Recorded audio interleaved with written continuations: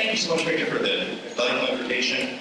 Thank you to the Houston Institute for hosting this event tonight. The Houston Institute has a mission to promote truth-seeking, which thrives in an environment where students have agreement as anything. A recent debate and respectful disagreement is encouraged, and our debate tonight, I think, will be a prime example of the Houston Institute's mission in operation. We've had great conversations today. Tonight's conversation, I think, will be robust, will be challenging, we'll have different views that we'll present to you. It'll be done in a civil manner. It's great to be at Rice University. It's my first time being here. It's a beautiful campus. It's a wonderful university, so that it's appropriate for us to be engaging in our conversation here tonight. So my remarks are titled Originalism, Maintaining Faithfulness to Our Written Constitution. I'm going to argue that originalism, as it promises, is a means to effectively and faithfully follow and implement our written Constitution. There's an originalist decision tree that I'm going to show, which is a decision tree about how originalist judges should decide cases, which I'll mention in a moment in one of my slides. I'll be speaking for 20-25 minutes. There are a lot of things that I can't say in my initial remarks. I'm looking forward to your questions and comments to help flesh out the arguments that I'm making today. In many ways, this is the best time to be an originalist, at least since the New Deal. When you look at remarks of the nominees to the Supreme Court recently, you might of course expect that Justice Gorsuch or the candidate Gorsuch or nominee Gorsuch or a candidate nominee Alito would say things that promote originalism. But what I want to highlight are two justices that you might, prima facie, not think would be in favor of or advocating for originalism. So nominee Kagan, during her 2010 confirmation hearings, famously, or from some people's perspectives, infamously, said, quote, "We're all originalists now."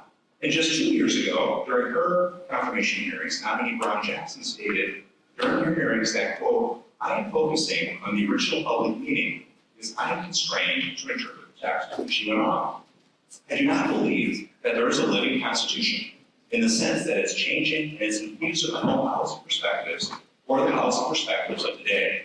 Instead, the Supreme Court has made clear that when you're interpreting the Constitution, you're looking at the text at the time of the founding. That's strong evidence that originalism is not just one theory of interpretation, but actually is the theory of interpretation that's followed by justices of all different backgrounds and perspectives. But I think the strongest evidence that originalism is an influential theory came during the Gorsuch confirmation hearings. This is from the magazine Cosmopolitan. It may not surprise you to know that I do not subscribe to Cosmo. But when the confirmation hearings were occurring, a student had sent me this link, and what I thought was, I don't agree with the sentiment, of course, of the author of the article, but what struck me was that if Cosmo is writing about you, you've come a long way since 1937. So my job tonight is to provide reasons why originalism has been a theory on the move, has been a theory that has become adopted and advanced by people of all different perspectives and all different backgrounds. I'll make 3 moves this evening. First, I'll briefly describe what originalism is and how you do it. Second, I'll provide an illustration of the variety of normative justifications for originalism, answering the why question, why should we do it? Third, I'll respond to 2 common criticisms of originalism. There are many other criticisms which I welcome during our Q&A, but these are 2 that I've heard come up in many remarks that I've had. So what is originalism and how do you do it? Originalism in its modern form came off the scene as a scholarly matter in the 1970s. The person pictured here, so some of us in the room are old enough to remember, Robert Bork, this is from the famous from his confirmation hearings. He actually was the first scholar in an article in the Indiana Law Journal in the early 1970s advocating what people today describe as an early version of originalism. So that's about the time period in which originalism as an intellectual scholarly enterprise came back into the debate, into the conversation. And over the past 50 years, originalism has grown in sophistication and influence. There's lots of different ways, I think, to describe this growth, influence, and sophistication. What I'm going to do is just want to compare two cases. One is Roe versus Wade, Roe, and Downs versus Whole Woman's Health, which was the case for the Supreme Court, Roe versus Wade. What I'm not interested in is the outcome of the cases. What I am interested in is what the arguments by the attorneys to the court, what the arguments made by the justices and majority opinions represent regarding the culture, legal cultures of those respective time periods. When you look at the arguments of Justice Blackmun in Roe versus Wade, when you look at the arguments made by Sarah J. Weddington to the court during her oral argument Roe versus Wade, what you don't find are arguments from the text, structure, and history.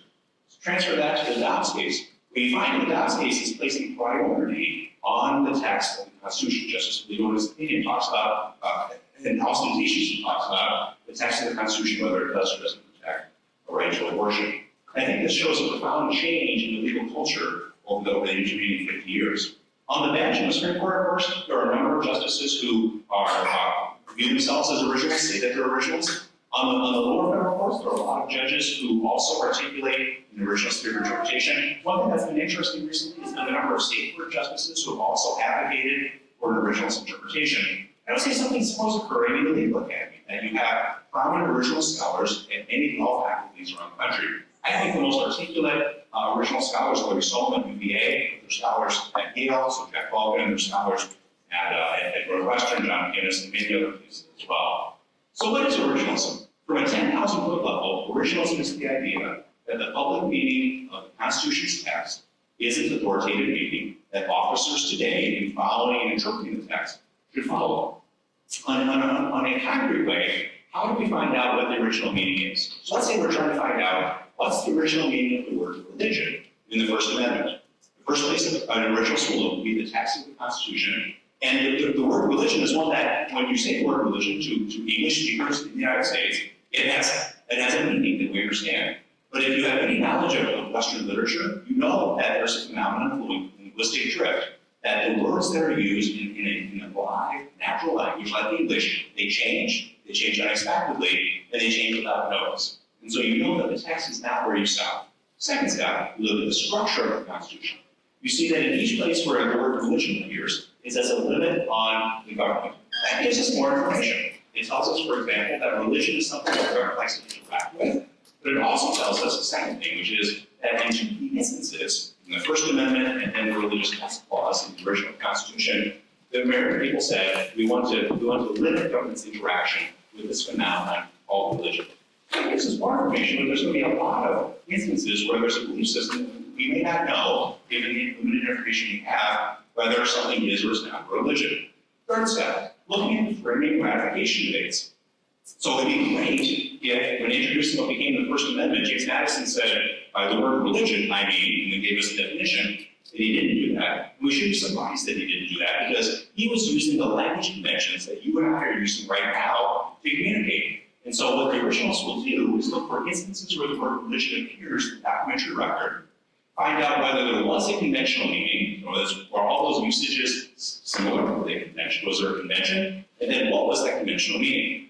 Next step, expand the database. Go beyond the debates in Congress, go beyond the debates in the state ratification conventions, because in principle, what we're looking for is the original public meaning. And that's not limited to just what folks in Congress or the folks in the state ratification conventions thought. It in principle is a claim about what's the meaning of this word in the public at the time. And so we look, for example, at the statements by state legislators. We look, for example, at letters between people, between Madison and George Washington, for example.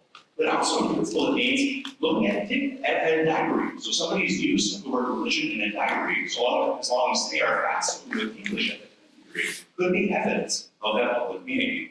Lastly, we look at the larger cultural, philosophical, and societal background.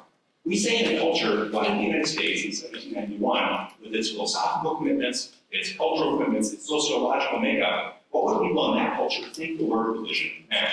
And the reason why I think the word religion is because we derived on a number of articles to try and test base originalism.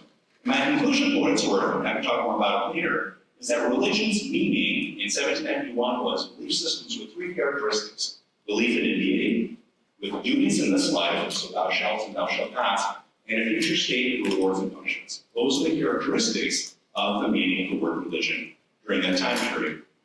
Now, one last thing I want to do is on something called corpus linguistics. Corpus linguistics is a recent development in originalism, and it's one of the tools that original scholars have developed. Actually, it's its own field, and original scholars are utilizing that in the area of originalist research to provide an additional tool to uncover the original meaning of different parts of the Constitution. And stated very briefly, what corpus linguistics is you use computer assistance in reviewing vast electronically searchable bodies of documents from a relevant time period. And a number of scholars have done that. I've done that myself. I think it's an additional tool. It's not definitive, but it's an additional tool to give you additional either confidence that previous conclusion you've arrived at through other methods is sound, or destabilize the conclusion you came at, and you need to go back to the drawing board and do more research because you realize that you have data pointing in inconsistent directions. So up to this point, I've described how originals can identify the Constitution's original meaning, but as the lawyers in this room will attest, there's a couple of lawyers in this room I know for sure, that what about stare decisis? One of the fundamental commitments of the American legal system is something called stare decisis. It's the idea that if a court makes a decision, then later courts should follow that same decision. And what I've said so far has no role for stare decisis. And in fact, many critics have argued plausibly that originalism is inconsistent with stare decisis, and therefore that counts out originalism as an appropriate theory of interpretation for our legal system. And to kind of bring alarm to critics' mind is Justice Thomas. So Justice Thomas is probably the most prominent original justice in the Supreme Court. In this picture, he's not actually doing this, but I think of him as metaphorically saying stop to stare decisis, because in a 2019 case, 2018 case, Gamble versus U.S., Justice Thomas came very close to saying that stare decisis has no role within originalism. And so therefore, think about all the cases that have been decided, many of which are non-originalist, in other words, they're incorrect interpretations of the Constitution, the overruling of which could cause dramatic harm. So the case that comes to mind for me is the legal tender cases. Those are the series of cases decided after the Civil War, where the Supreme Court said, I think incorrectly, so it's a non-originalist decision, but held, now over 100 years ago, 150 years ago, that Congress has the power to create paper money. Again, I think that's an incorrect decision. So is the originalist required to overrule that decision because originalism doesn't allow any space for stare decisis? What I argued in my book is, whoa, this turned out a little bit different than it was supposed to. There were supposed to be some coherent lines when they were supposed to go. The basic idea is that originalism actually has a privileged place for precedent. The very first question I argue that any judge should ask when faced with the constitutional interpretation question is the precedent on point? And if it's precedent on point, the question is it an originalist precedent? And the answer is yes. They follow it. Now, only if the precedent is non-originalist, do we have an additional mechanism, an additional analysis that I'm happy to talk about in my question and comment period. But what I want to highlight here is that originalism is not in tension with stare decisis. Originalism actually leverages stare decisis, leverages the bodies of document created by the Supreme Court to create a deeper, broader, richer body of legal rules that allow officers and citizens to follow those deeper, richer body of legal rules. So where's this rule come from? This idea of stare decisis. It comes from the original meaning of Article 3. The power that federal judges wield, the judicial power of the United States, its original meaning in 1789 when it was adopted, requires federal judges to create and in turn be bound by precedent. It gives significant respect, is the argument that I make, to precedent. And so my point is that originalism, it prioritizes the public meaning of the Constitution, but it also at the same time has a really important place for stare decisis. So if you follow me up to this point, you might say, okay, I think I understand how you do originalism. And I also think I can see how originalism fits within a legal system like ours that prioritizes and has a privileged place for precedent. But even if you can do something, and even if it fits within your system, you still need a reason to do it. And what originalists have done over the last 30 years is they've offered a variety of normative justifications for why you should do originalism. And I just list 5 of the justifications that are out there. What I'm going to do now, because of time constraints, is to highlight 2, invite you to ask questions about any of the other ones, and I'm also happy to give you the names of books or scholars that you can read if you want to learn more about them. So the first one is Popular Sovereignty. And this actually came from really the first book in the genre by Keith Whittington, who's now at Yale. Whittington's argument was that consistently followed, originalism best facilitates the popular sovereignty of the American people.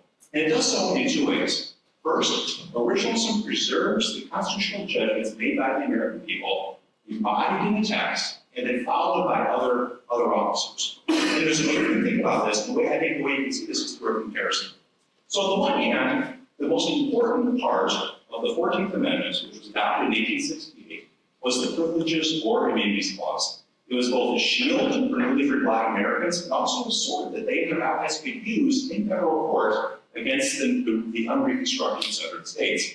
But if you've taken constitutional law, or if you teach constitutional law, you know the story. And the story is that four short years later, in a case called the Slaughterhouse Cases, the The Supreme Court, using a non-originalist interpretation of the Religious or Immunities Clause, effectively gutted that clause.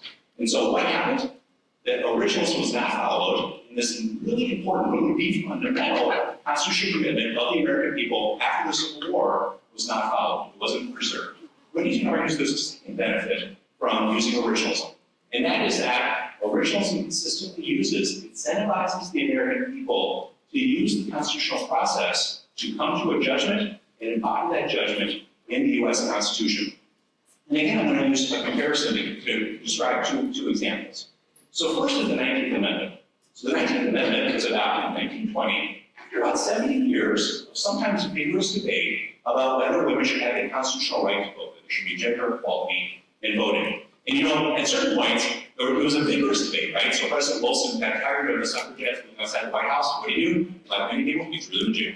And so it was a vigorous debate. But if you know the story, you know what happened, which is Americans in 1920 came to a constitutional judgment, embodied that in the text of the Constitution, and we haven't looked back. That's not a debate that we have anymore, and rightly so. Now compare that to the Equal Rights Amendment. So the Equal Rights Amendment was introduced in 1972. The Equal Rights Amendment was on its way to adoption by a sufficient number of state legislatures. And then what happened? For those who teach or have taken constitutional law, you know that in 1976, in a case called Penn versus Warren, the Supreme Court, using a non-originalist interpretation of the Constitution, creatively interpreted, by which I'm saying misinterpreted, the 14th Amendment's Equal Protection Clause to provide so-called heightened scrutiny to gender classifications. And so what did the opponents of the Equal Rights Amendments do? They went to the state legislatures and said, you don't need to pass this constitutional amendment. The Supreme Court has already done the work for us. So the point is that the non-originalist interpretation, Craig versus Warren, de-incentivized the American people from having this vigorous debate and embodying the terms of that debate in the Constitution's text. I'm going to focus on the second last one, human flourishing. The reason why I'm focusing on that is that's the one I written. So that's the argument that I made. So let me give you just a brief summary of that idea. So my argument in Originalism's Promise is that originalism as a systematic approach to the Constitution is the best interpretation because it provides the background conditions for us as Americans, for us as human beings, both as an individual and as a community, to live full, happy human lives. How does it do that? It overcomes what are called coordination problems. It provides focus, it provides opportunities for us as Americans, as officers, and as citizens to answer fundamental questions, and then with that background in place, we're able to go about our lives and pursue our own human flourishing. So what you think about that is, think of all the important questions that had to be asked and answered to create our national legal system. How many branches of government should we have? What power should Congress have? How long should the president's term be? There's not one right answer to any of those questions, but there has to be an answer to all of those questions and other questions in order for us to have a functioning national legal system. The Constitution is the answer to all of those questions. And originalism, my argument is the way that we access that decision about what the term of office is, what the Congress's powers are, and how many branches of government should we have. So what I've done here is just very briefly introduce you to some of the normative arguments in favor of originalism. So if you're wondering, why should I be an originalist if originalism leads to this or that particular decision? Or why can't originalism, this is a preview of Professor Berman's arguments, just be one factor among many? The argument given by these scholars and others is that overall and systemically, originalism leads to the best protection of popular sovereignty, the most human flourishing, right? So it's a system-wide approach to our understanding, our interpretation of the Constitution. So I'll close by addressing two common criticisms that you may have, if you've passed this all, you probably have, many of you have these criticisms.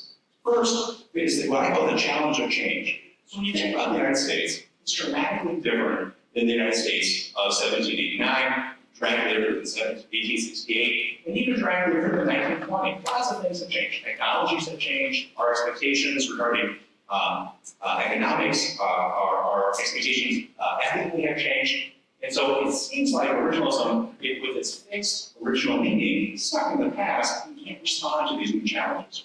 What I argue in Originalism's Promise is that originalism, in fact, has 7 tools to respond to the challenge of change. I'll just mention 2 of them to give you a flavor for them.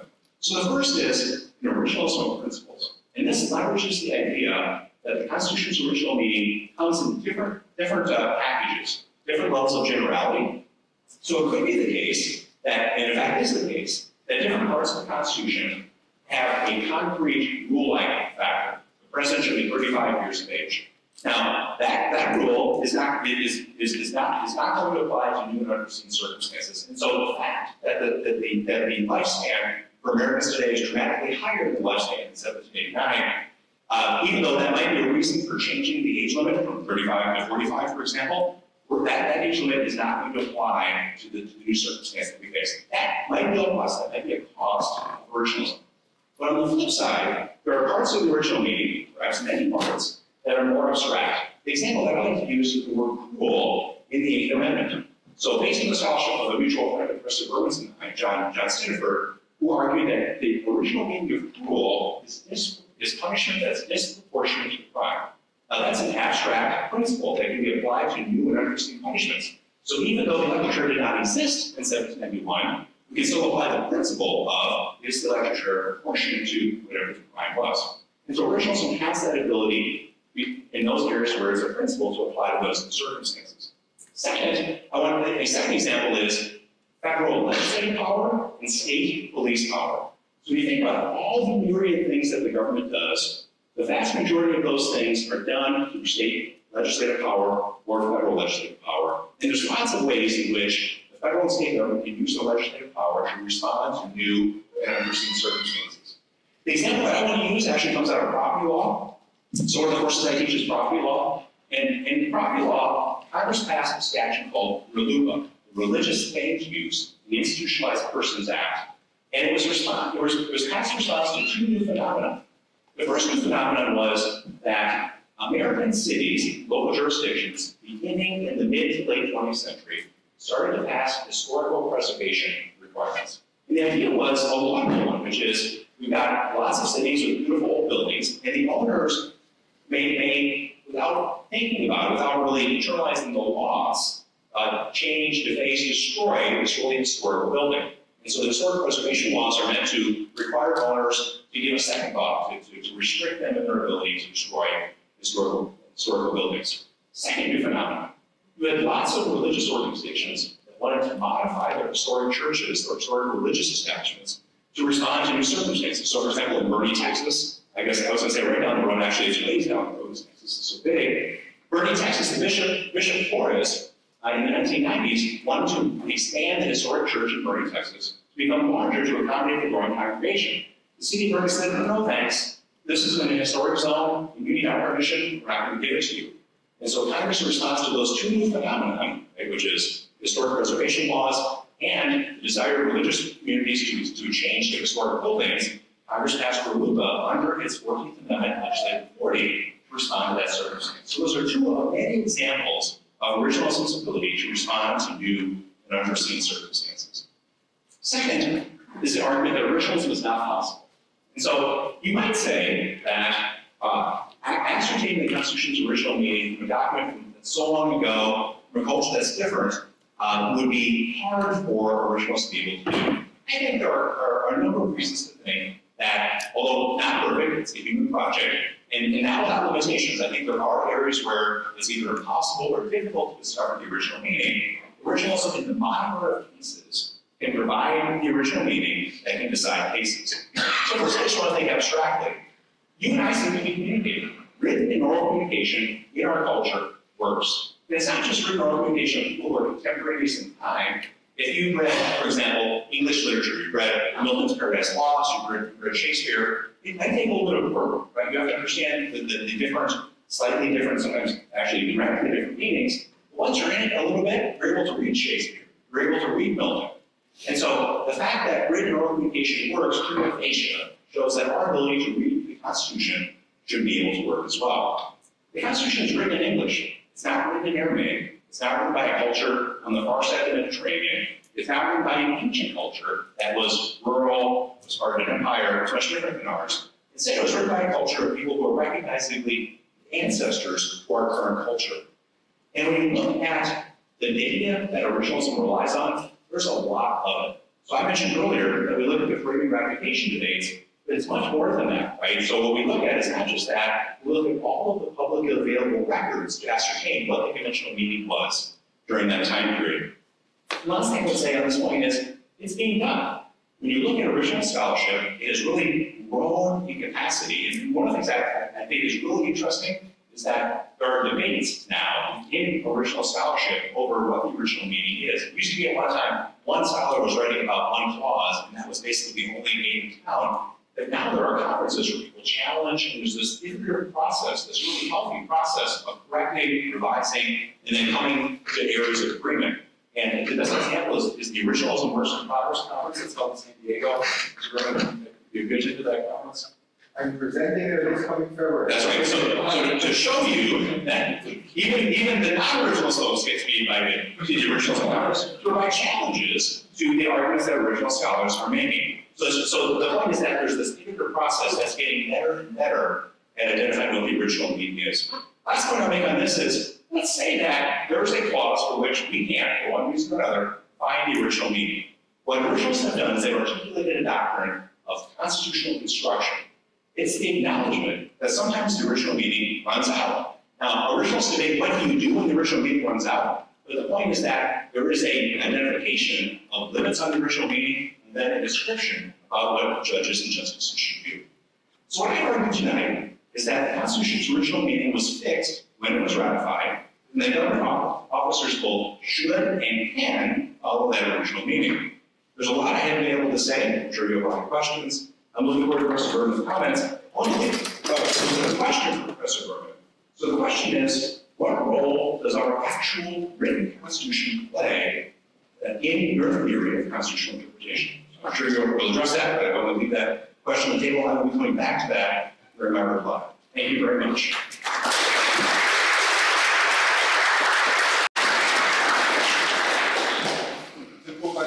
Yes, ma'am.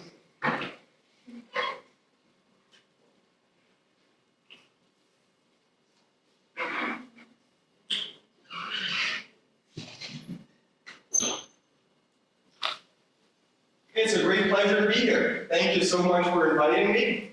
Thank you all for coming out here.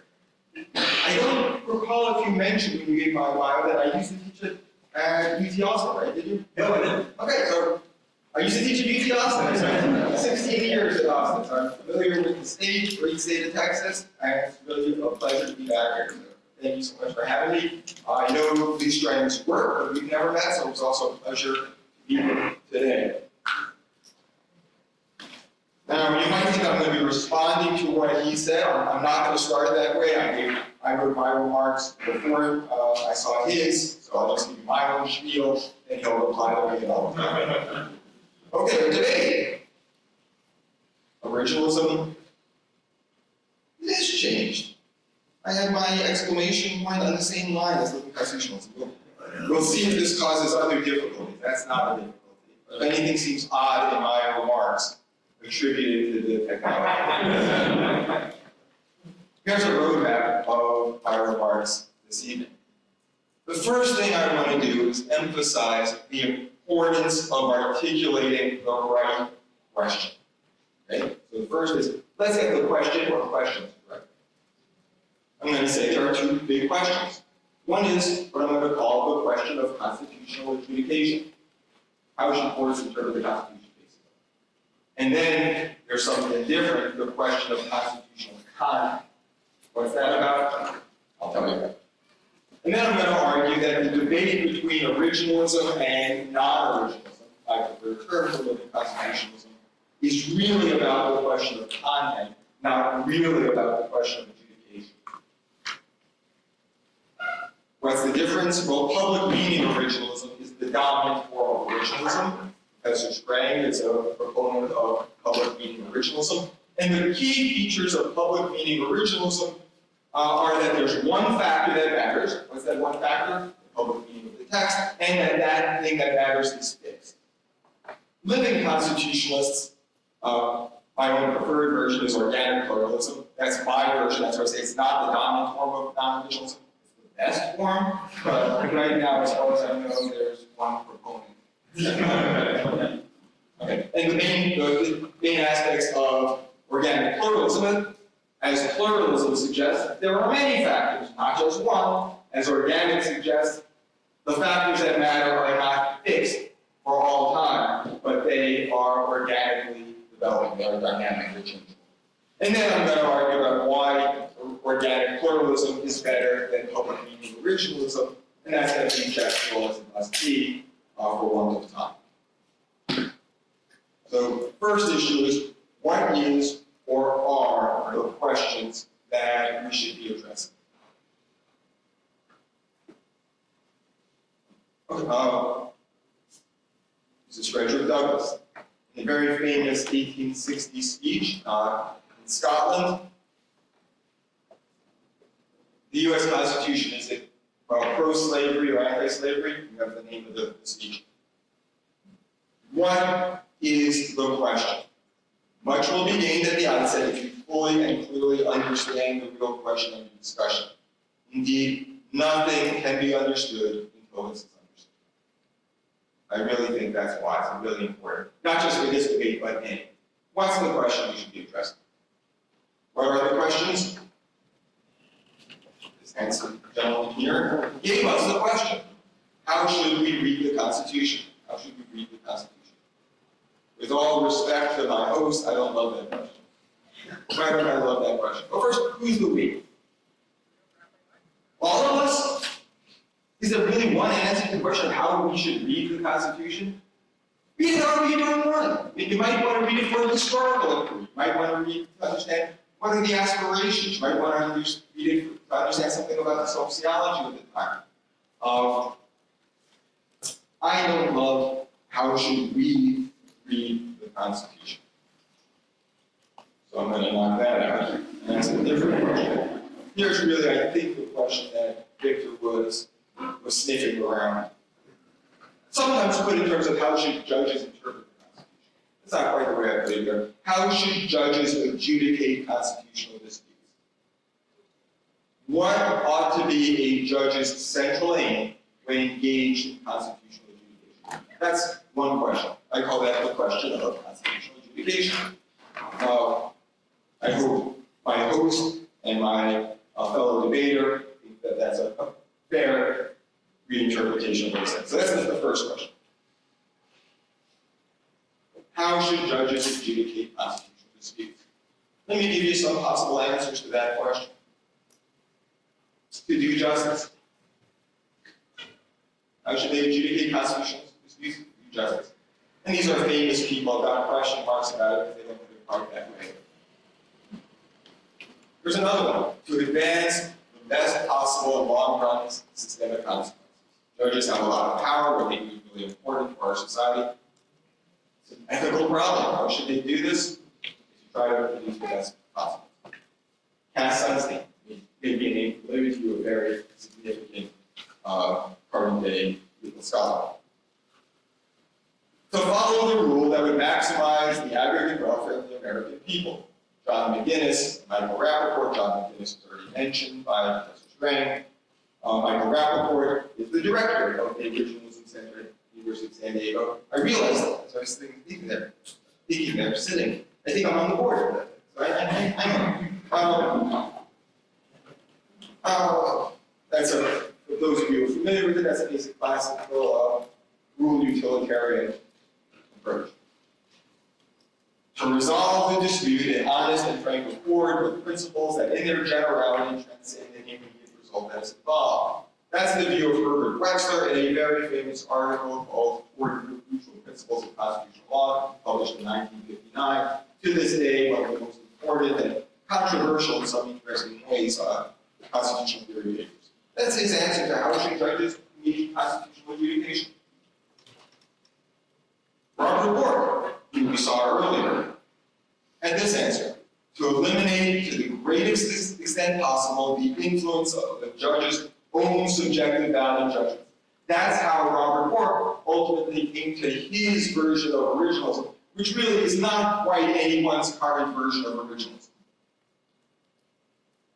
That was his answer. This is the answer of Adrian Vermeule, a non-originalist conservative scholar at Harvard University, Harvard Law School. This is a quote from an article he wrote. bear witness to the Lord and to expand His one holy Catholic and apostolic Church to the ends of the earth. That's how judges should adjudicate constitutional cases. How about this? To try to find and enforce the law. That seems like a good answer to me. How should judges adjudicate constitutional disputes? You should figure maybe there's law out there, and in the first instance, you should try to ascertain what the law is to enforce it. Now, some of you might, if any of you are familiar with legal realism, you might think, that's such a naive view. This guy's supposed to be a sophisticated and come and says, we should find the law. Didn't we learn that that's not what judges do, that there's no law? No, that's not what legal realism taught us. What it taught us is, that's not all that judges do. And that can be a small part of what judges do for good and for ill. Partly they've got to do things to be decided by the law, and partly it's because they do other things like pursue their own ends. But even the legal realists did not deny that there does exist law, and one thing judges should do, maybe the centerpiece of their project, is to try to figure out what the law is and enforce it. So I like this answer. How should judges adjudicate constitutional disputes? Well, to first pass, they should try to find and enforce the law. In cases of constitutional disputes, try to ascertain the constitutional law. So I'm going to accept that answer provisionally. I'm not going to argue for it. My guess is a lot of you think, that seems right. I see some nodding there for that. So that's my provisional answer. Now that answer to our first question naturally invites a second question. Right? What's that second question that answer to the first question invites? I don't know for a yes, I am. Anyone have any thoughts about that? What is the law? What is the law is really close. Really close. I prefer what determines what the law is. Your formulation makes it seem like we got a hugely long list. The law. This question is the law, and the other question is the other, right? But really, I mean, what's the underlying story? What's the recipe or something like that? It tells us what the law is, so then we can apply that to lots of different disputes. Is that a fair interpretation? Okay, so that's the next question. What determines what the law is? And there are lots of different ways we could formulate this question. If there are, and that's where we're getting some funny business. If there are any such things as constitutional rights, duties, prohibitions, powers, immunities, and so on, what gives them their contents? If there are such things, what gives them their contents? Or, are there any philosophers in the room? I know there's at least one. Philosophers like this particular location, in virtue of what? In virtue of what is the law what it is? That's a bit of metaphysical jargon. Basically, the thought is if there's law, that's one of the things that exists in the universe. It's an abstract thing, it's intangible, but if it exists, it's not a fundamental thing about the universe, like the speed of light. There's got to be an underlying story that explains the law. I don't mean explains it causally, how it was brought about. I mean, what makes it so? So that's the second question. First question is the question of constitutional adjudication. How should people do something? And the second one is the question of constitutional content. It's not a normative question. It's not how should anyone do anything. It's a descriptive question of a certain sort. Some people might say it's a metaphysical question. What determines the content of our constitutional law? And that question, like the first question, has elicited a number of different answers. Here's one, a very familiar answer in the Anglo-American tradition. The law is the intent of the lawgiver. Notice that is different than saying the law is the meaning of the text. On this view, the meaning of the text is only evidence of the law. It's evidence of the thing that is the law, which is the intent. Here's another answer. This is Oliver Wendell Holmes. Maybe not really what he meant, but he said this. The law is a prophecy of what the courts will do in fact. That's what the law is. Or H.L.A. Hart, the greatest positivist legal philosopher, an English legal philosopher. The law is the set of norms that are validated by criteria of validity, grounded in a convergent recognition of practice among judges. It's not important that you understand what that means at all. It doesn't matter. Well, the point is just to see a variety of different answers. Ronald Dworkin, who succeeded in part in his chair as the professor of jurisprudence at Oxford, had a different answer. The law is the set of moral principles that best fit and justify the actions that comprise the history of the legal regime. Possible answer. The law is the original public meaning of an authoritative legal text.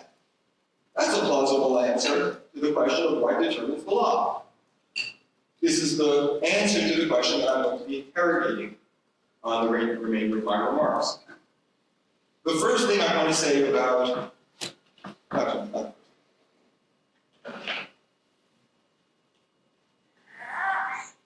this is Stephen Calabrese. Stephen Calabrese is one of the most important legal thinkers in America today. He is the co-founder and president of the Federalist Society, which is a private legal intellectual organization that's the leading organization for conservative legal thought and has had unparalleled, extraordinary influence in our politics today, for good or ill, depending upon where you sit. But he's a law professor at Northwestern, also visiting at Yale on a regular basis, and the co-founder and president of the Federalist Society. And Scalia, former Scalia law. Very important person. And in an article in 1994 with Said Prakash, who's now in Virginia, he said, originalists do not give priority to the plain dictionary meaning of the Constitution's text because they like grammar and history. They give priority to it because they believe that the original meaning of the text, and it alone, is the law. Notice that this isn't saying anything yet about the question of constitutional adjudication. It might imply something about what judges should do, but this is a different sort of answer. It's an answer to a different question. What makes the law what it is? This person might be a little more familiar to you folks. This is Amy Coney Barrett, also a Scalia clerk, perhaps the only former clerk of Justice Scalia's who's more important than Stephen Calabrese. The original public meaning of the Constitution is the law. It's not the Constitution is the law. The Constitution, the written Constitution, is a source of law. It's the meaning that is the law. Early originalists sometimes presented originalism as a theory of judgment, specifically as a mechanism of judicial restraint. But that's not how we think anymore. We're more sophisticated. The conventional position of modern originalists is that the original public meaning of the Constitution's text is the law. This is the originalism. This is the dominant originalist theory of constitutional time. That empty rectangle down there, I don't know quite what's doing with that, but you just see that there are a lot of other people saying the same sort of thing, including our friend Strang. These are all important originalists. What I'm going to say about this view is it's incredibly intuitive. Very plausible. If you're sitting there thinking, yeah, that makes sense. You should be thinking that probably. Yeah, if we have a legal system and we have authoritative legal texts, then the law, plausibly, is the meaning of the text. So it's very intuitive, highly plausible at first glance. But lots of things that are plausible are wrong. The mere fact that it's intuitive doesn't make it right. My favorite example, and I know our hosts are going to like this example, it's very intuitive to believe that heavier objects fall faster than lighter objects. Why do I say our hosts are going to like that? Do you know why I said our hosts are going to like that? Aristotle. Yes. Aristotle, possibly the most brilliant person ever to live, believed that. It wasn't until Galileo showed that that's false that people understood others. And if you go out onto the street, not around Paris, I'm sure, but elsewhere, and ask people on the street, even today, most people, I believe that heavier objects fall faster than lighter. Like, it's just not true. It's intuitive that objects in the mirror are just as close as they appear. Okay, so there are other things that are intuitive but wrong, and this could be one of those things. So the nub of the debate is chiefly about content, not adjudication. I'm a non-originalist.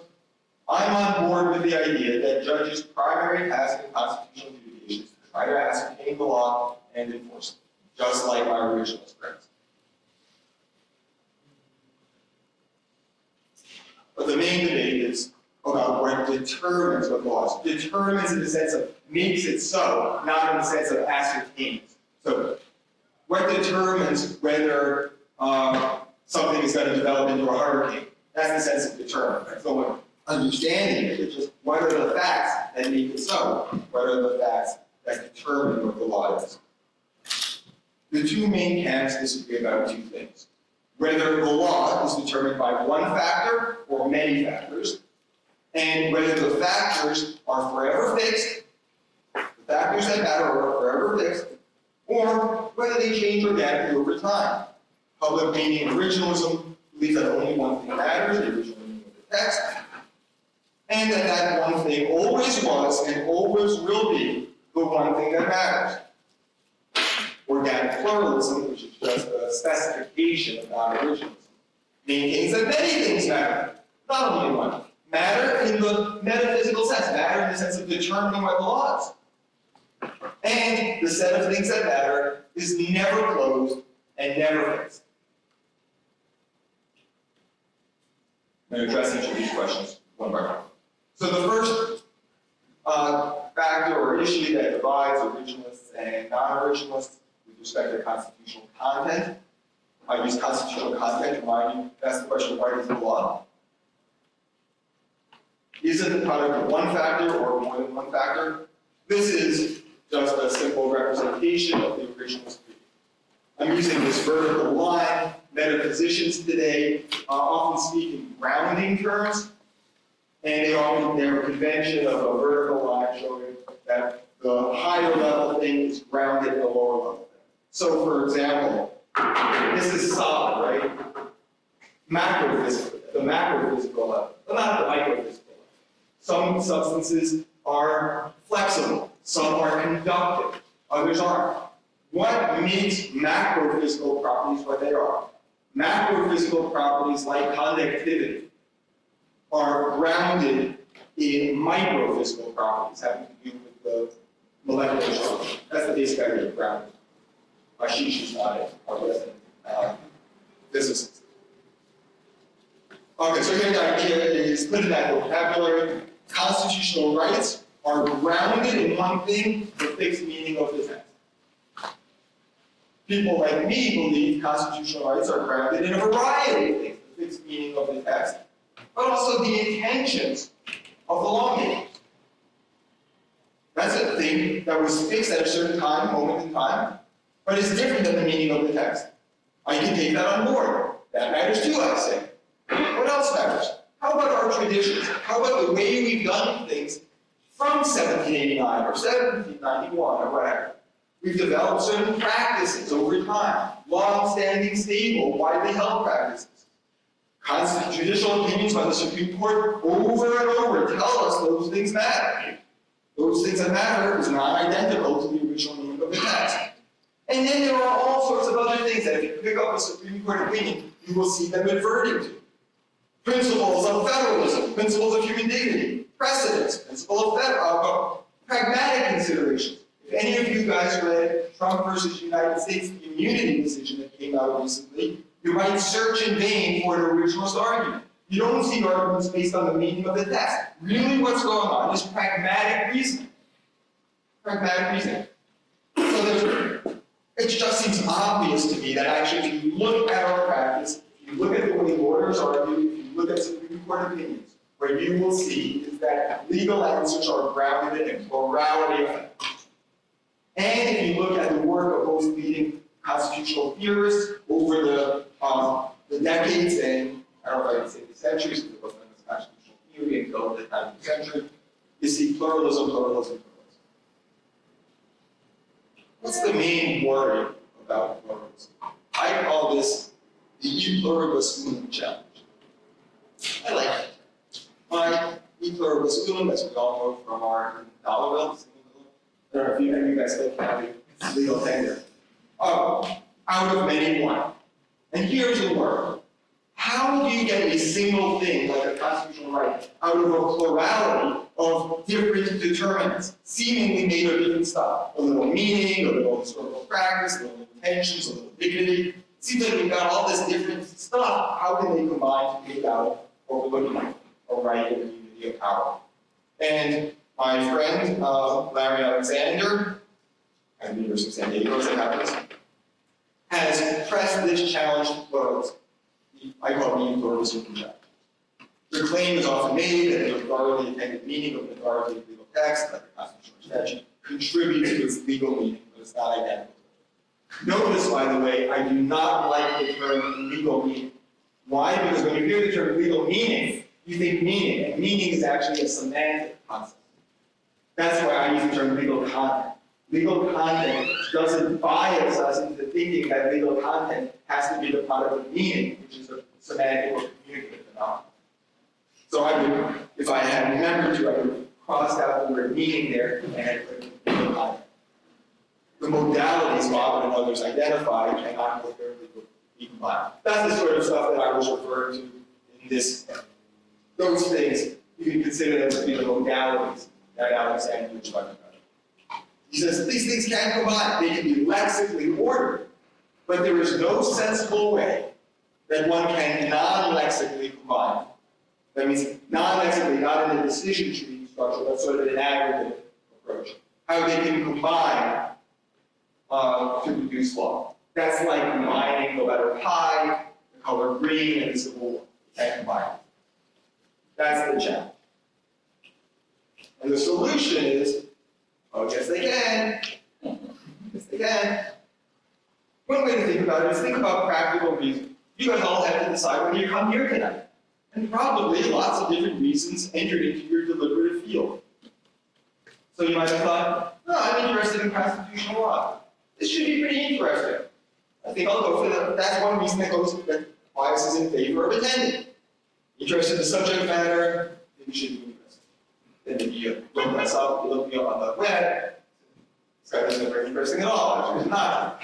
Or you find it's a long commute, and the football game's going to be on, I'm going to miss that. That's another reason not. But then you think, you know, I've got my friend Pat, and I think Pat's going to be there, we need to see Pat. That's a good reason to come, right? Anytime you make a decision, you've got lots of different considerations that bear upon what you want to do. And they're considerations made of different stuff, briefly and readily. And nonetheless, they do combine in your reasoning to produce an outcome like go to the top or stay home and watch the game. Right? How does that work? Well, your reasons have two dimensions, or two facets. One is some reasons are weightier or more important reasons. Let's say you're deciding whether to take a job. You might be thinking, okay, I want to make some good money, I want to have a really interesting job, I want to be working with interesting people, and again, it can be kind of how. Okay? And some of them might be more important than others. The most important thing is the interest level of the work I'm doing. That's the most important thing. So that's one thing that matters when we balance our reasons. The weight of the reason. But the other is what I call the extent of activation, or another word, I'll just look at activation. The idea being, even if, to change my previous example, the thing that's most important to you in choosing a job is how much money you're earning. That's the weightiest factor. But if you're choosing between two jobs and one pays $1 more than the other, then that factor is activated in favor of the higher paying job only a small degree, right? It's a weighty factor, but it's implicated only a little bit because it's only $1 difference. And what we do in our practical reasoning is we take into account all sorts of reasons, attribute to them different weights or importance, and also consider the extent of their activation. There's no reason we can't do that, and there's no reason why even metaphysically that doesn't happen in actual law. So there are underlying determinants, I call them principles. That's basically consistent with our practice. And you can see in this little model, if X is some action, like Congress passes a law prohibiting people from tying their shoelaces. Then you want to know, is that law prohibited or not prohibited? Well, there are a bunch of principles which bear upon it. This is just trying to show they're there. It's like a tug of war. Some are pushing in this direction, prohibited, constitutionally prohibited. Some are pushing in the other direction, constitutionally permitted. and they net out. And if the thing is pushed one way, it's prohibited. If it's pushed the other, it's permitted. There's another way of displaying this. And my friend Ashish is going to like this one. Vector addition. Yeah? It just shows a little rigor. It shows that actually the way things can aggregate is sensible. I'm not going to walk this through. It's just, if you don't have no idea what I'm talking, try to cast your mind back to when you were in, I don't know, 8th grade or someplace, 7th or 6th grade, when the hypothetical is Sandy is rowing a boat across the river at 5 miles per hour, and the wind is blowing east-west at 7 miles per hour, and you add up vectors, force addition or vector addition. This is just to show that what I just showed before can be modeled in just this way, no problem. These are examples from actual Supreme Court decisions that I just pulled from articles I've written. I'm not going to walk you through it. It's just to show that you can identify the principles that are invoked in decisions. We can get the weight in this model, the height I use to show the relative importance of a factor, and the length I use to show the extent to which it's activated or implicated upon the facts. And this is what's going on in Supreme Court opinions. They're trying to figure out what are the underlying principles, how weighty are they, how much are they activated by the facts, and what's the aggregate upshot. That's what's going on under the hood, as it were, in Supreme Court opinions, and I think that is entirely in good order.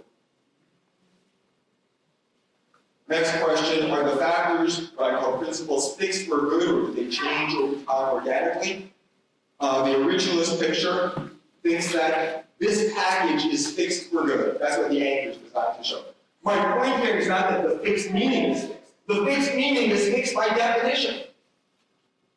But that anchor is designed to show that this package, the idea that there's the right, and then there's one thing underneath it, and that one thing grounds the right, that relationship.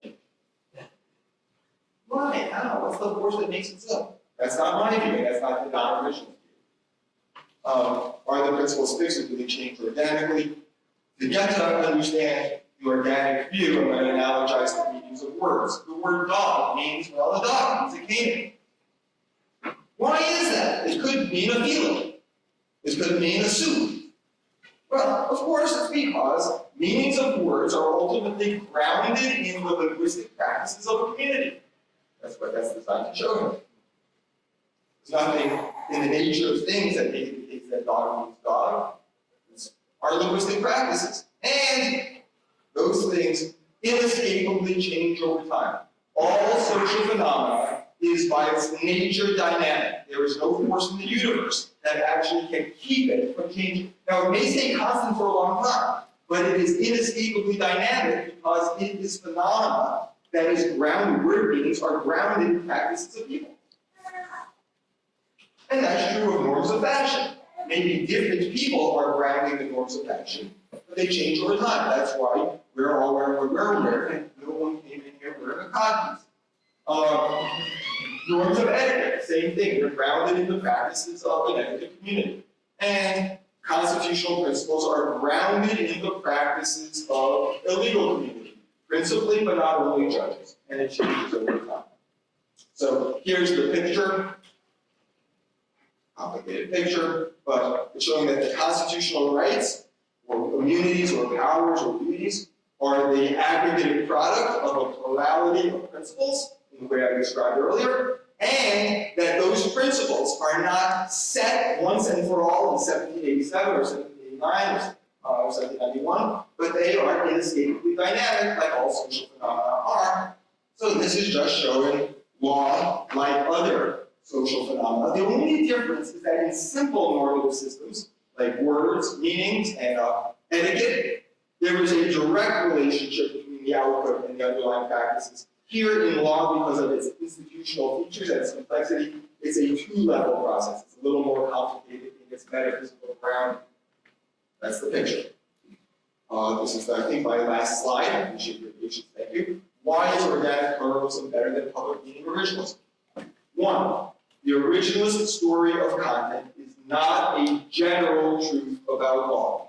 Many legal systems with which we are all familiar officially disavow the claim that the law is fully determined by the meaning of the text. Our great neighbor to the north, not Oklahoma, but Canada, has an official theory of constitutional law, which is called the living tree. Judaism, religious law there, is clearly determined by all sorts of things, not the original meaning of the text.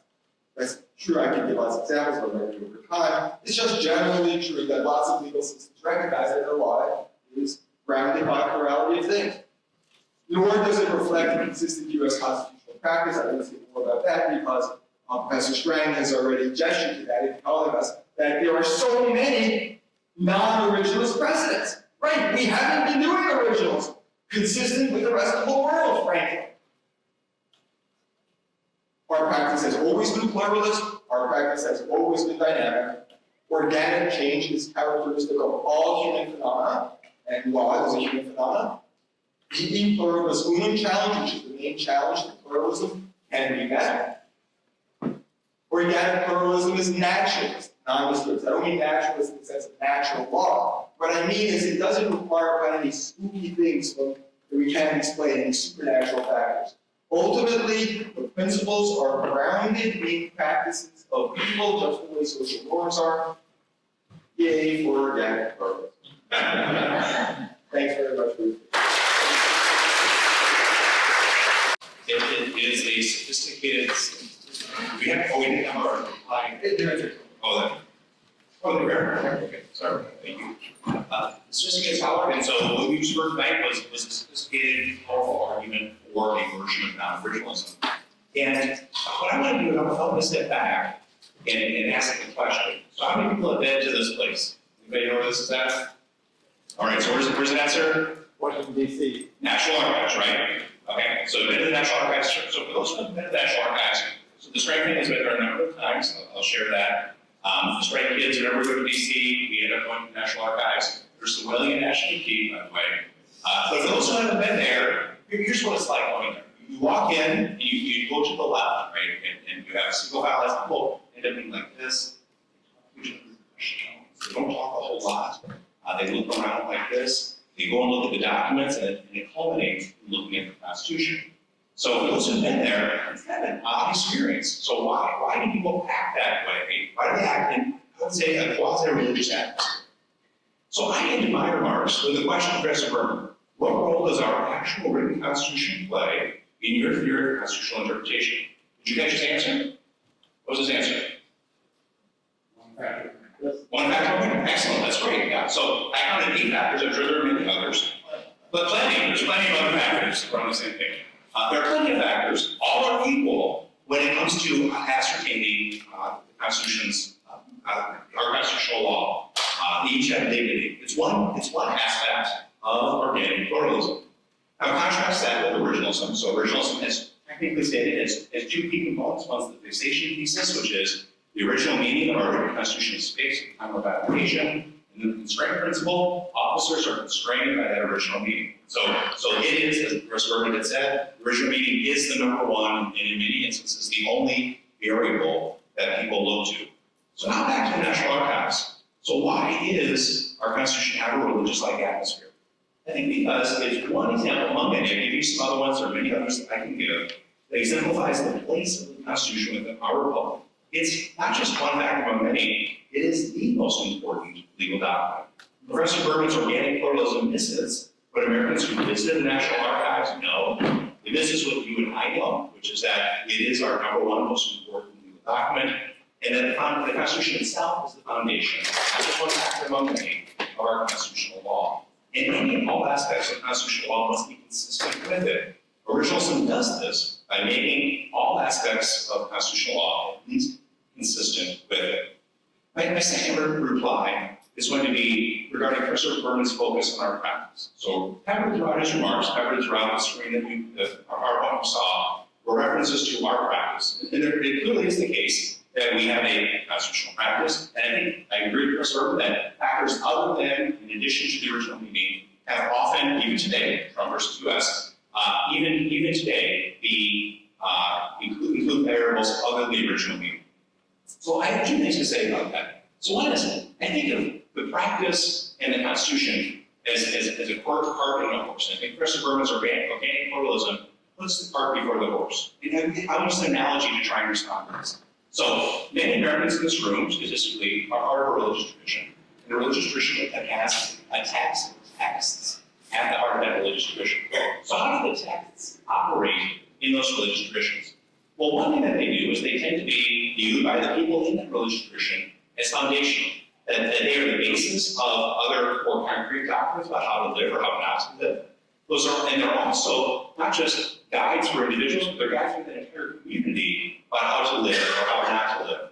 And that if the doctrines deviate and are viewed by the community as deviating from that foundational document, then people in that community say, whoa, the religious person's saying X, but the document says not X. We need to follow the religious document. So in other analogous contexts where we have important documents like religious traditions, the documents are what's most important. I think there's even a more fundamental problem with Professor Berman's focus on our practice. So focusing on our practice elides the question, maybe intentionally, this might be part of, and I welcome your follow-up on this, Professor Berman, maybe intentionally, it elides the question of whether the practice is in fact supported by sound reasons. Because there's lots of human practices, lots of acts that we engage in, some of which, I'm a dad, as Professor Science had said, and sometimes my kids act with sound reasons, and many times they act without sound reasons. And so, think about the American legal practice. There have certainly been times in American legal history where our practice was not supported by sound reasons, in fact, was supported by evil, wicked reasons. So, for example, prior to Brown versus Board of Education, the Supreme Court infamously interpreted the 14th Amendment's Protection Clause to allow states to embody separate but equal. And Professor Berman's our practice would embrace the pragmatics of that wicked practice. And so the practice itself it's a phenomenon, it's a fact, but it doesn't tell us whether the practice is something that should be valued or should be followed. And there's an example that Professor Berman gave as well. One of his slides dealt with Marsh versus Chambers. There was a case in 1984, I think, out of Nebraska. It dealt with whether the practice of having a chaplain open up the legislative session with a prayer was a violation of the Establishment Clause. And this case was from 1984. It was a period in which the Establishment Clause was, I would say, creatively interpreted, and it was a period in which the Establishment Clause, from my perspective, may be shared, I'll just share it, may or may not be shared by some of you, the Establishment Clause was interpreted in such a robust way, in a, thinking colloquially, strictly separationist way, that it caused significant divisiveness among the American people because practices that were longstanding and relatively benign, like having a nativity scene, were being snuffed out at the purported behest of the Establishment Clause. And so that would be another practice, a legal practice, that I think was not supported by sound reasons, but that Professor Berman's perspective, organic pluralism, would be blind to soundness, or in that case, the unsoundness of those reasons. The third point I was going to raise dealt with coordination. Now again, coordination is an argument that I mentioned earlier. It's the idea that the Constitution is the mechanism by which our political community sets the ground rules about how we're going to live together in peace. And I think there are two ways in which Professor Berman's organic pluralism not only is poorer than originalism at coordination, it actually, I think, positively invites dispute and disagreement and instability into the heart of the legal system. One theoretical and one practical. So here's the theoretical one. So originalism's focal case, its paradigm case, what originalism does in its best form is identify the original meaning and apply that original meaning to cases that come before judges. It's elegant, it's simple, it's plain. I talked about how you do it, it's challenging, right? So I'm not trying to avoid the practical challenges of doing it. Theoretically, it's conceptually simple. Think about Professor Berman's organic pluralism. It's characterized by what it is in its heart is multi-factors of equal, maybe, I guess. Yeah, not necessarily equal, that's But in principle, there are equal dignity, but yeah, okay, so in principle, they are potentially equal dignity. Each person will decide for him or herself whether which ones have more or less dignity, more or less weight. And Professor Berman, I think, helpfully and accurately gave the example. I actually think it's your theory, but here's my description of it. Use the analogy of practical reason, right? So for those of you who are practically reasonable individuals, some things are going to weigh more in your judgment than others. And different people are going to weigh the same variable more than others. So Professor Berman gave the example of friendship. In In my view, friendship for a practically reasonable person is a very significant variable. And maybe another variable, like it's going to take me a few more minutes and more gas to get to a place, is a relatively insignificant variable that any practically reasonable person would know. But practical reason, humans are notorious about disagreeing about the application of practical reason. So that's his paradigm example. In the heart of organic pluralism is inviting deep disagreement about how our Constitution operates and what our Constitution means. Second, practically, let's look at the example that Professor Berman used. He used the example of Marsh versus Chambers. He used the example of Justice Brennan's. I think he's characterizing it as organic pluralism in his dissent in Marsh versus Chambers. Justice Brennan's opinion, I'm trying to characterize your fairly. I use it just for the pluralism part, not necessarily for the organic. Okay, so it's the pluralism part, which includes multiple variables. Theoretically, dignity, each person's going to decide how much dignity each variable has in a particular case. Now, if you know, for those of you who are lawyers, and for you who are Americans, you've often heard about the so-called Christmas wars we have, right? So America would have Christmas wars. Every Christmas we have litigation on activity scenes. So there's a famous, infamous, important example. Allegheny versus ACLU is the 1989 case. It was decided during the heyday of this pluralistic approach, this non-originalist approach to the Establishment Clause. And here was the case. You had one nativity scene and then a menorah display, I guess is what we would call it. And guess what? Menorah display okay, nativity scene not okay. Now, there were distinctions that were drawn by the judges who came to that conclusion, but they exemplified the core fundamental problem of pluralism, which is that those are plausible distinctions and those variables were plausibly applied, but people who disagreed with them similarly had plausible interpretations on the different weighting of those different variables. And that is what characterized Establishment Clause practice during that time period. And in fact, during that time period, up until 2 years ago, the Establishment Clause case law was unfortunately messy. It's one of the areas that I struggled with teaching in a principled way. The way I taught it up until 2 years ago was there are 5 different tests. Different judges use different tests, and different judges disagree about even the individual tests themselves. That's no way to run a trained system, much less a constitutional interpretation of those. And instead, what happened? 2 years ago, the Supreme Court, in a case called Kennedy, eliminated all of the non-originalist interpretations and put in their place Kennedy versus Remington, which had a history and tradition test. Is a practice, a religious church practice, a religious state practice, one the American people have engaged in historically and traditionally? If so, it's okay. If not, then not. It's a simple, one variable, relatively elegant solution, unlike the previous pluralism. I want to take it one step further. So when I teach constitutional law, one of the things I try to do is I try to identify the different errors of American constitutional law. One of the errors I love teaching, and for a reason that will become clear shortly, is the Warren Court period. One of the errors that I teach is criminal procedure. Criminal procedure includes cases like Rand versus Arizona. So Rand versus Arizona is a joy to teach because it is one of the most zany opinions that I've ever taught. Because Chief Justice Warren, we're not talking about text or structure or history of the American Constitution. What are we doing? We're talking about psychological, this is his language, psychological coercion, police manuals, and interrogation techniques. So lots of things that are maybe good variables for organic pluralists, but seem to have nothing to do with the U.S. Constitution. And that's what characterized the Warren Court. And it's one of the reasons why during that time period you had dramatic unsettledness in American constitutional law. So maybe I'll just make one more point and then actually that'd be my last point on it. So Professor Berman, please come up. Thank you.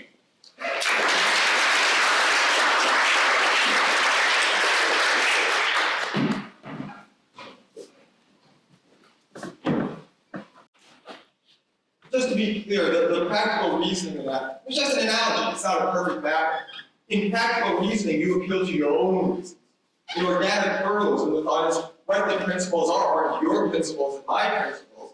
It's the principles embodied in the legal system. And they're mostly, by the way, judges have taken it up and they change over time. So someone who's doing this well should acknowledge principles that they wouldn't be voting for themselves.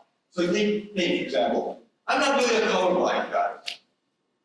That's a principle of colorblindness in our Constitution. I prefer, if I were God here, I would prefer the principle of anti-subordination. I think that's the more significant principle. I think that is normatively more valuable. But when I'm wearing my constitutional law hat, I'm trying to figure out what are the principles embodied in our tradition, in our practices. And then I say, no question about it. I read the opinions, and it's quite clear to me that we have a very robust principle of colorblindness right now. I'm not introspecting and trying to figure out what I like. So therefore, you might also come to the same position. Is there going to be a lot of disagreement? Absolutely. Here I fully concede to Professor Strang that the pluralist approach is going to lead to disagreement. And that's the way of things, folks. We've got a nation of 300 million people. Common law is hard. If you think that the right understanding of either constitutional content or constitutional adjudication is going to make it easy for all of us to figure out and no longer going to have disagreements, I think your views are different than mine. So I acknowledge the right account of legal content in a huge, very old, complex, multifaceted legal system like ours is going to have a lot of pluralism and there are going to be disagreements. If that's the thing that matters most to you, then you're going to want something else. Is that the thing that matters most to you? Okay, so here's a quick roadmap. One originalism, too many living constitutionalism. A lot of people make the argument that, hey, originalism is just one view, but living constitutionalism, there's this, that, the other, and that counts against the living constitutionalism. I'll say a word about that. Natural law in the Constitution. Professor Strang is a natural law original public meaning originalist. That's actually quite unusual, you folks should know. It doesn't make it bad at all, it makes it better, but it's quite unusual, so I'm going to talk a little bit about natural law, a little history, very brief, and then I'm going to talk a little bit about Professor Strang's own natural law originalism. There are too many varieties of non-originalism. Lots of non-originalism, too many. And I decided, since in Professor Strang's first remarks he had Justice Gorsuch, I thought I'd give you Justice Gorsuch too. This is from his 2019 book. This is a speech he gave. Living constitution theories come in more varieties than actually the Basket Congress. Every day, more and more aspire to constitutional officers churn out more and more paradigm-shifting theories of constitutional law. Often they bear sonorous-sounding names, like pragmatic constitutionalism, progressive constitutionalism. Even if you can believe this, postmodern constitutionalism. I'm not making this up. Just dripping with scorn and condescension.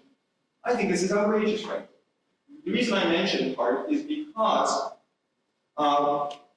it seems so antithetical to the mission of the Houston Institute, for example. This isn't taking your opponents seriously, it's mocking them in a cheap, anti-intellectual, snide fashion.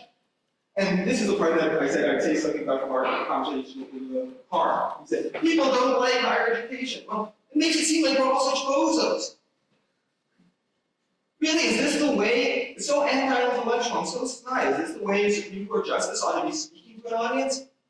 I don't think so. In addition, the same comments can be made about originalism.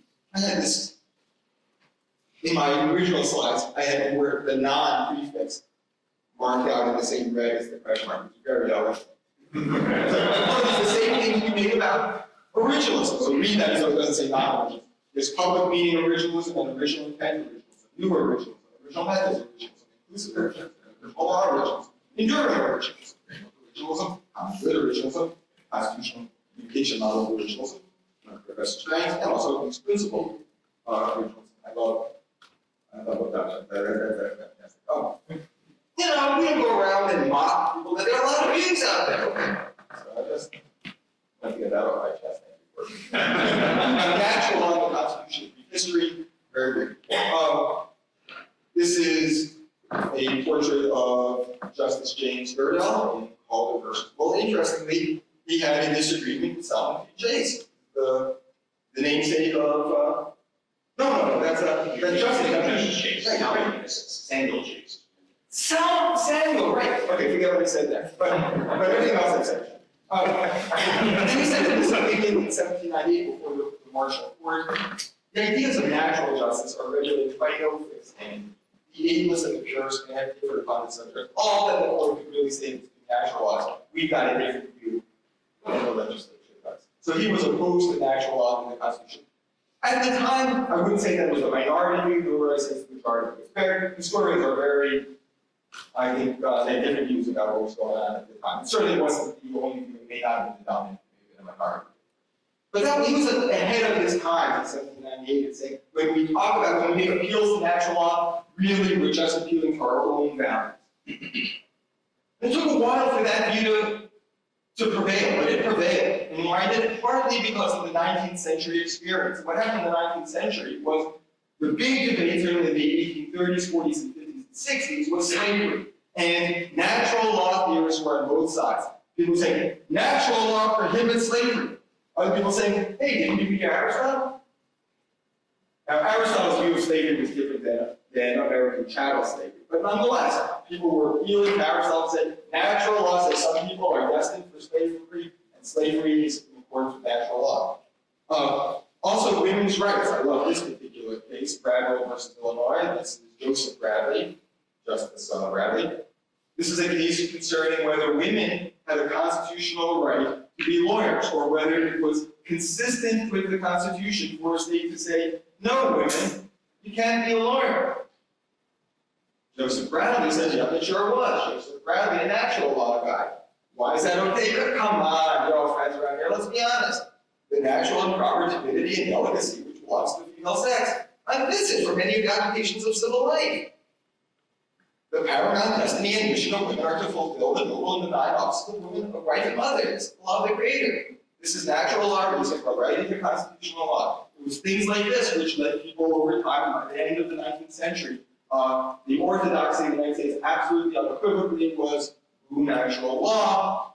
This is Oliver Wendell Holmes expressing that view in 1918. The jurors who believe in natural law seem to be in that naive state of mind that accepts what's familiar and accepted by them and their neighbors as something that must be accepted by all men everywhere. They're speaking for the dominant view. So basically, what happened over the long 19th century was the substantial decline of natural law thinking. We have a constitution of natural law, and we all want to be positive by and large.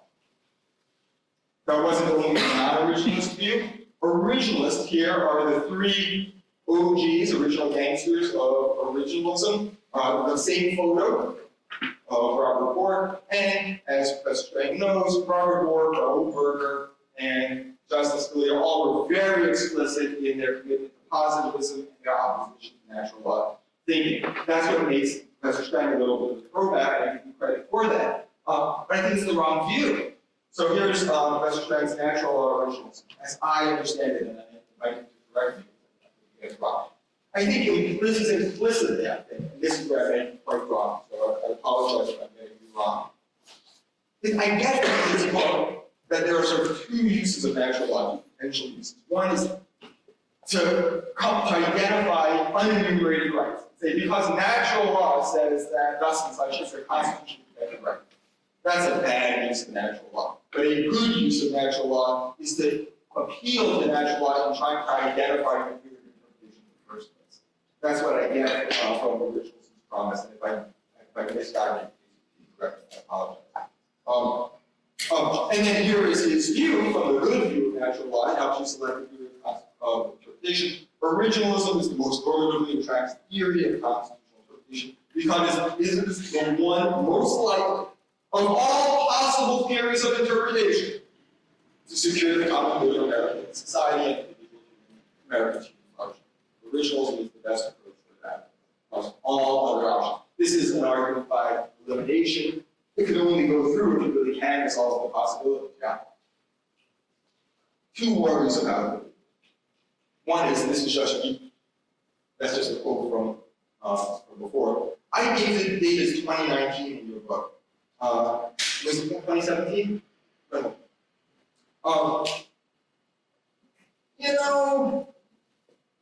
Doubtful. I guess I'm going to say, could be right, but that's an audacious claim, right? That this is the one approach across all others best suited to produce human flourishing. Here I'm going to quote someone that both of us have mentioned, an originalist, now at Yale, had been at Princeton. And he said in response to the McGinnis-Rappaport view, which is one based on rule utilitarianism, which says we should follow the original meaning because that's going to produce greatest advocate of welfare. And Keith Whittington, a very well-respected, very important originalist, said, yeah, I get it. Really? Compared to all other alternatives, there's no except for or unless clause. We can actually produce more welfare by basically being originalist, but having exceptions in these well-defined spaces. Very doubtful, says Keith Whittington. That's my view as well. Very doubtful, especially when we think of 225 years, 35 years from the framing of this document, and of course it was produced in a slave-holding culture in which black people and women were not allowed to vote. Yes, it's similar to us, more similar than ancient Mesopotamia, but in other respects quite different in agrarian society, a small country. Now we are the world's great superpower in a post-industrial society with great pluralism of our demographic pluralism. Is it likely that the original meaning of this text is the best approach to most conducive to human flourishing? Yeah, maybe. That's quite an ambitious claim. Seems to me. Now here's the next thing. This is my last thing I'm going to say. This is the part where I get a little critical of my friend Strang. As his slide about starting the CISIS should lead you to think, his theory of interpretation isn't all, or his theory of constitutional adjudication isn't all original meaning. Why? Because he is friendly to starting the CISIS, unlike Justice Thomas, but not beholden to it. You know, these we've got starting the CISIS, we've got a complicated structure of analysis that tells us when we should adhere to a non-originalist precedent and when we should abandon it or rule. And that complicated approach appeals to things in this slide. It asks justices and essentially to say, is this precedent conducive to the common good or not? Is it conducive to human flourishing or not? In his full approach in the book, is it just or not? That's the inquiry that he wants justices to undertake consistent with his natural law approach. So that's a big part of his full theory, given the importance of starting the CISIS. And here's something he says about abortion. Before I put up this quote, let me just say right now, I'm not someone who thinks it's crazy to overrule Roe. I'm a supporter of abortion rights. Let me be clear about that. I should probably guess that I'm basically a liberal and I figure out a lot of things. Somewhat surprising. But my view is not that Roe is somehow sacrosanct and was obviously the right interpretation. I'm quite open to an appropriate overruling of Roe, okay? Nonetheless, this view makes me concerned. Here's one reason why she overruled Roe was unjust. In the United States, since Roe, over 2 million abortions have occurred, the result is the death of those aborted, the broken lives of women who bore their children, the development of a multi-million-dollar industry that profits from women, trying to use abortion culture. Some of this may be true. Sure, some of it is true. What I want to say, though, is this is an incredibly one-sided view of the phenomenon. I find it tendentious, frankly, to describe the broken lives of women who aborted their children in an account of the justice of this, without accounting for the positive impacts that it has had on millions of women. But we can disagree about the justice on the morality of abortion. I'm sure that in this room there are lots of different views about it. This view may be right. Not my view. Maybe that's the right view. But Professor Strang is an incredibly decent, thoughtful person. And nonetheless, this is the view, a very one-sided view. It's not a view well-designed, likely to lead to the kumbaya agreement that he suggested earlier.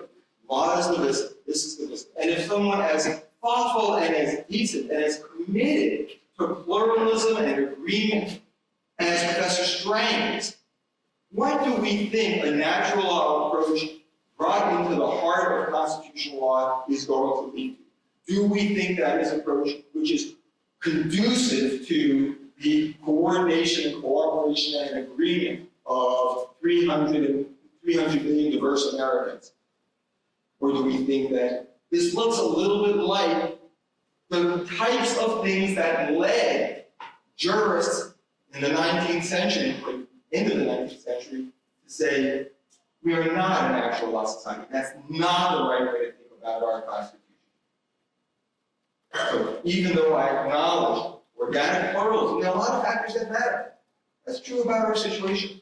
That means disagreements will always be with us. Yes, that's so.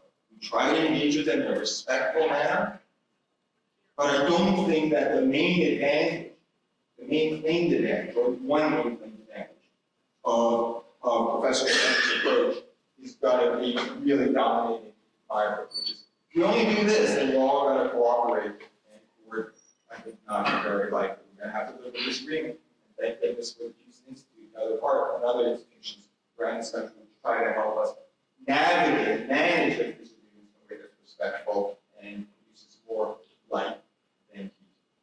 Thank you all very much for your attention.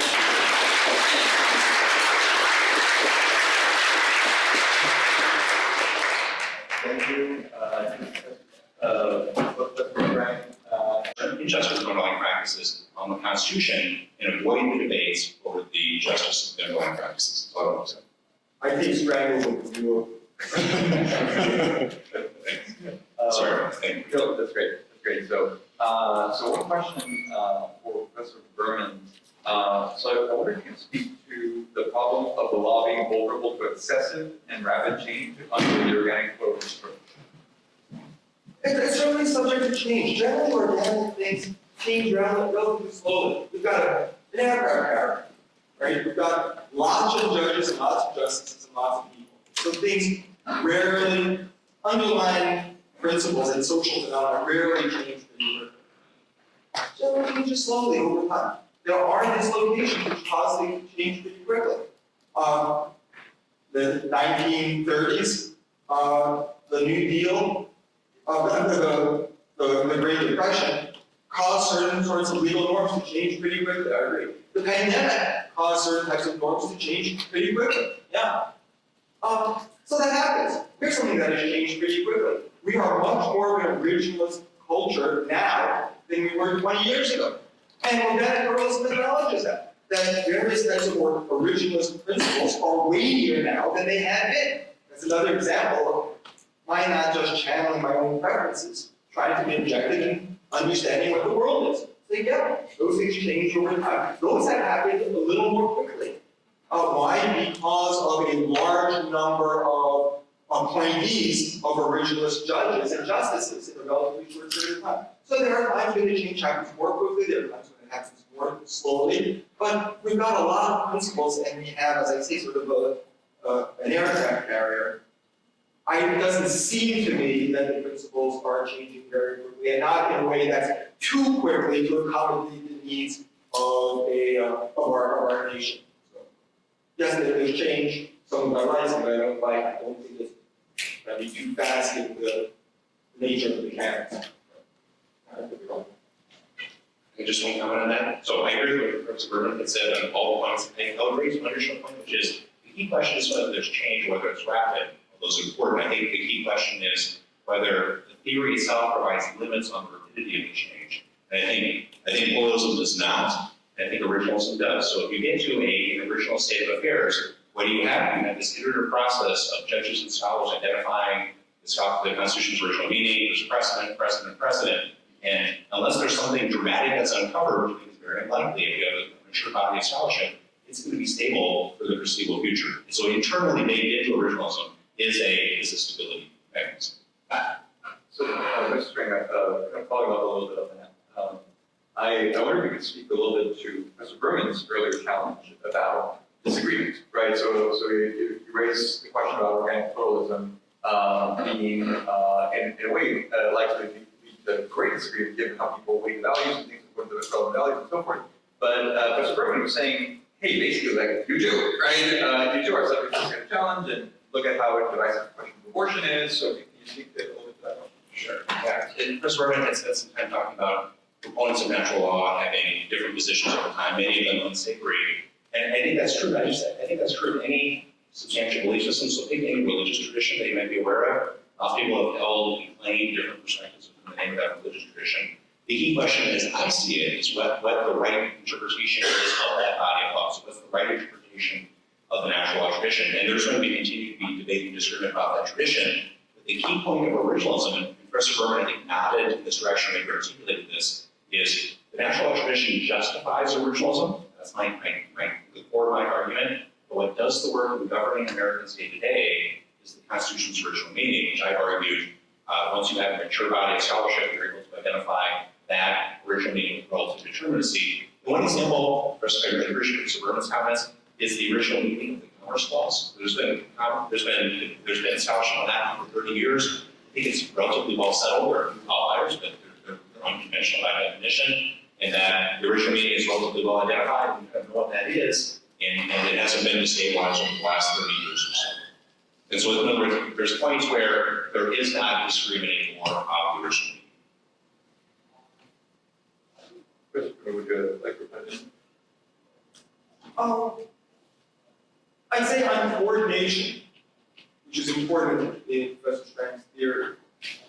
There's a lot of data, a lot of studies, a lot of insight which suggests actually people coordinate on things other than original meanings of the text. It's basically hierarchy, right? So, conventional meanings, contemporary meanings of the text, as Professor Strang talked about, there's linguistic threat. Words change meaning over time. The word misdemeanor in the Constitution has a relative meaning now, which is different than the original meaning. And in terms of coordination, people often coordinate on a widely shared current meaning of the text, not the original meaning. They also pay attention to norms and practices. That's really how we gain most of our guidance. What are other people doing? What seems to be believed widely? Few people actually go and read the legal text. That's not actually the way we get coordination. It's more informal, more organic, I think. So I just want to toss that out. But yes, I do agree that there is a greater conservatism, not in just in sort of urban sense, keeping things more the same from originalism in principle, that there's going to be some organic system as organically changed. But also you get more candor in the organic pluralism system, because the forces are always going to be justices, even those who claim their original public meaning folks to do other things, like again Trump versus the United States. It is inevitable, but they have to dissemble. They can speak to us honestly and say, hey, there were rare factors in my theory of law. Pragmatism matters a lot. So that's why we're doing pragmatism here. Instead, they have to make up stuff. That's not so cool. They're lying to us. Justices lie to us all the time. And this is a nonpartisan thing. I once had a law review article, I went to title. Why did the Supreme Court justices lie to us? All of them knew. You better be more candid. So Professor Berman, this is a question for you. So one person asks, can organic pluralism lead to a more politicized Supreme Court? For example, judges have inherent bias in decisions, likely based on political party. I really doubt we're going to get more. Let's not kid ourselves. The system for appointing our justices is broken, basically. There's no good way to fix it. The partisans are in charge of the process, and they're interested in trying to secure certain outcomes. We need a larger court, and we need certain types of governments who just get more change through it. Then we'll have greater pluralism that is more responsive to the pluralism of the polity. It's weird that we have such a Republican conservative stranglehold on the court. Those of you, if that's your value, might like it politically. But it's weird that for my entire life, basically, one of the branches has been in control. One party, one ideology has been in control of one of the branches that's so far from our lives. We need to change all this. It's hard to change it. I just don't think that we're going to get more politicization by foregrounding the pluralism, which has been the truth of our order from the beginning. We've always been pluralist, and what we really want is justices who are candid, who are honest, and who are prepared to reach results that don't accord with their political priors. That's what we need. And be honest about the fact that the pluralistic system is not the thing that's going to undermine our project. So I agree with what Professor Berman says. I agree with the structural changes. So that terms of office, maybe shows in the example. Totally agree with that. I don't know if I agree with your description about the Supreme Court being, maybe you're precise, controlled by one party, but the Supreme Court during Professor Berman's lifetime, when he gets how long that was, but it included cases that arguably are inconsistent with originals or inconsistent with what the the Republican Party. So I wrote that. Okay, so I appreciate the point. And then what I would offer is imagine a world in which the justices, when they went up before the senators, were asked questions like, "Are you facile with text structure and history? You know, how have your clerks looked at text structure and history in the past? How have you researched the original meaning of the Constitution? What conclusions did you come to about the Congress laws? Are they consistent with what Randy Barnett and Jack Baldwin had said?" Those are not insignificant questions, but they're not polarized questions of right to life or pro-choice. And that's the originalist future that originalism is suggesting would be the case if we have a consistent originalist culture. I think there's one data point or one practice that shows that. About appellate court judges. Appellate court judges have a lot of law, Supreme Court precedent that governs them. Doesn't mean they're totally bound, but when you look at judges, different panels with R's and D's after the judges' names, they tend to have a consensus in a high number of cases. And if originals can get to the point where the original meaning is thickly populated enough that it's like Supreme Court precedent for the appellate court judges, you end up, I think, with a more stable and less and a more consensus Supreme Court. It's possible. The truth is that our most originalist justices have not applied their methodology. Honestly, it's the only word that comes to mind. Right. So think about the race case for the judge. I mean, it is a lot of people have said this. It's really quite outrageous that Justice Scalia and Thomas, our most notable originalist justices, kept saying our Constitution is colorblind. It's the claim about the original meaning of the Equal Protection Clause. And their evidence for that, over and over, is one opinion. Justice Harlan's dissent in Plessy. Now, again, I'm perfectly okay with colorblind. It's not my favorite thing on that. I like that subordinations are poor understanding of the Equal Protection Clause. But I feel differently. But if you're an originalist, you have a duty to look at the original history. People kept pointing it out over and over to Scalia and Thomas. You can't just say the original meaning was colorblindness and cite only to one justice's opinion from 30 years after ratification of it, right? So we don't have Justices Strang on the board. We have to also understand which originals we are likely to have on the board. Who knows exactly? But if past performance is no guarantee of future result, it is the single best indicator. And our Supreme Court justices have not, our originalists have not done originalism the way that many of our colleagues, including yourself and me, who've done originalism in the academy, have done it with a seriousness that our justices have not come close to, in my view. An example where we agree that there's an original meaning there, and that we can use that as a standard by which to judge whether justices are or not living up to it. I think appropriately so, although they're humans, right, expect failures. But then flip that around, right? So think of Justice Brennan's dissent in Marsh versus Chambers. If I recall correctly, there were 7 different variables pointing in different directions. How would one criticize Justice Brennan for having mistakenly weighted and pointed the variables in that case? Now, again, I think the practical reason example is an example where you can criticize somebody. Hey, your judgment in a practical matter is wrong. It's very hard to show in an interpersonal way, in a definitive way, that person's wrong. I agree with you. So, another question for Professor Berman. If the words of the Constitution are not necessarily dispositive, then why not scrap the Constitution that's more confusing than helpful? The fact that it's not singularly dispositive doesn't mean that it's more confusing than it is helpful. Furthermore, how would we scrap it? What exactly was the process? It's just not the only thing that matters. It's not the only thing that matters.